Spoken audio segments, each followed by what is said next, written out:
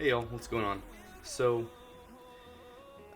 continuing forward with the Baldur's Gate 3 playthrough, it got me thinking about D&D a little bit, and uh, further on what exactly D&D can be. Like, obviously, this is Baldur's Gate, right? But I wanted to talk a little bit about like D&D at large. Um, so, okay, so D&D gets some interesting backlash. I mean, it's gotten better, especially now that like Baldur's Gate, now that this game came out. But it's definitely gotten slack before, and the reason for that is because like I don't think people realize. Um, okay, well, let me back up. Okay, D&D, right? Typically, people are like, oh well, it's role playing, and it's weird and it's funny, or it's like, I mean, only theater kids do it, or whatever. It's always insulting, right? Um, but no one really actually like. Well, that's one argument, right? The other argument is people will say, oh well, it's witchcraft. I mean, well, technically yes, you cast spells. I mean, in this playthrough, I'm playing a cleric warlock. And then my friend is playing a monk. Um, but so yes, there is magic in the game. So what? Boo-hoo. It's the same type of people who are like, you're not allowed to watch Harry Potter, right? It's like, are you kidding me? Really? Like, come on, you're better than that. But like, um, something that I like to bring up is like, there's that element to it, right? But another thing that should be considered and isn't typically considered is D&D isn't just that, right? I mean, this is a video game, right? And y'all can see that this is simply just a video game, and you're basically maximizing your build to do the most damage, to have the most survivability, all that good stuff, right? um, Now in this playthrough that you'll see, my friend and I are building builds in D&D 24, so the 5.5e, 1e, whatever you want to call it.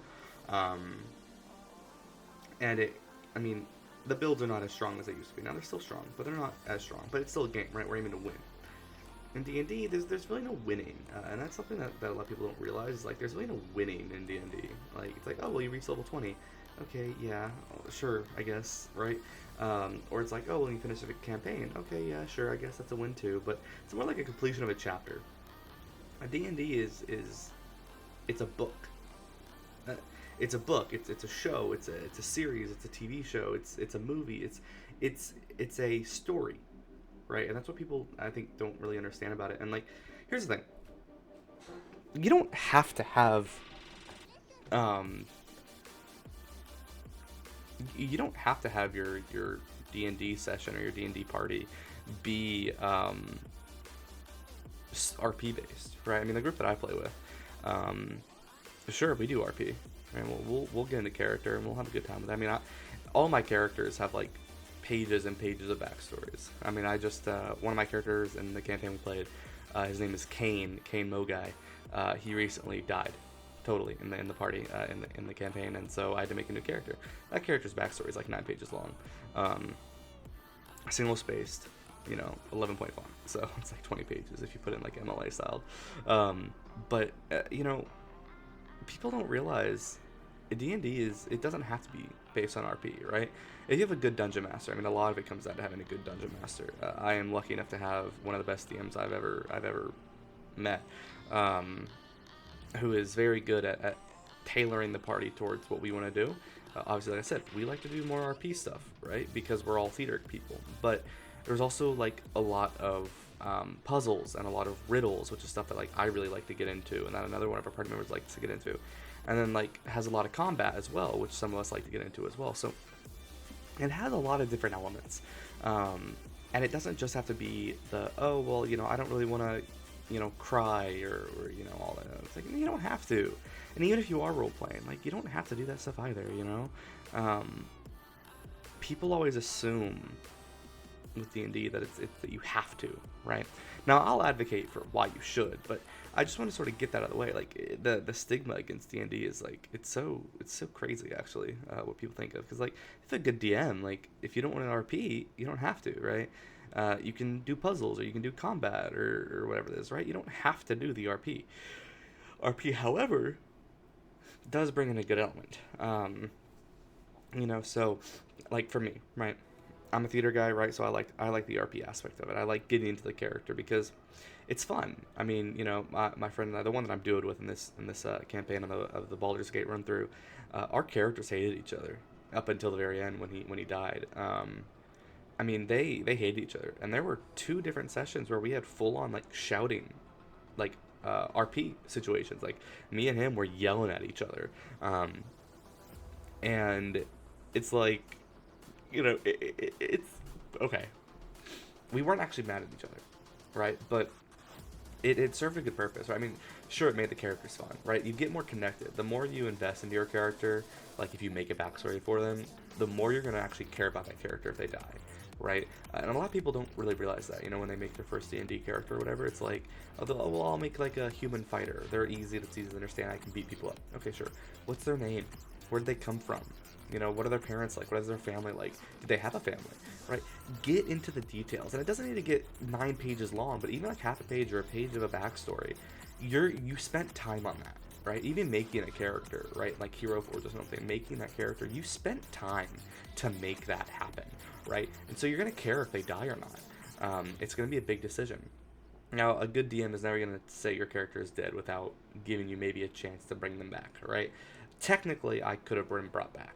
Now, it was also in the mechanics of the game, like I wasn't going to die, but also previously I talked to my DM about saying, hey, I don't mind if he dies in this arc, right? Not this session, but this arc. Now, the very next session, my character ended up dying, but that's not the point. I could have brought him back, but I was like, you know what? I think his story is done for now. Maybe he'll come back later, but it's done for now. There's nothing he can do on the mortal plane to continue forward. And so that is something that I don't think very many people realize is D&D is so much more than just it's so much more than just the RP, but it does play a big portion. And one thing I like about the RP that I have no shame in saying this is like I admit I'm not an incredibly emotionally mature individual. I don't go to therapy or anything like that, which you should do as I say, as I do. You should, therapy is great. But I don't, right? But D&D kind of serves that, right? Whenever I play D&D, not Baldur's Gate, but D&D, like actual sessions, I really get into the character. And when I get into the character, it's like, well, if my character was having a bad day, oh, well, I was having a bad day too. Maybe I can, use that to my advantage or whatever, right? And so, I'll actually like play the character as if they get in a fight scene or they're upset, then I get to use that actual emotion that maybe I was feeling throughout the day. And that's why, like I said, a couple of those scenes where I was shouting at this other individual in our party, it's like I wasn't actually mad at him, but I was mad at some of the things that was happening during the day. And it's like, I made it clear. I was like, I was bad. I mean, but it felt good. I mean, D&D can be served as pretty good therapy. Because you basically get to yell and scream and shout, and cry or be happy or whatever it is, without actually having to like go to therapy. So I like to describe D&D as like fake therapy, because you kind of get to just do whatever you want, based off of your emotions, and it's a very interesting concept of an idea, but it is an idea.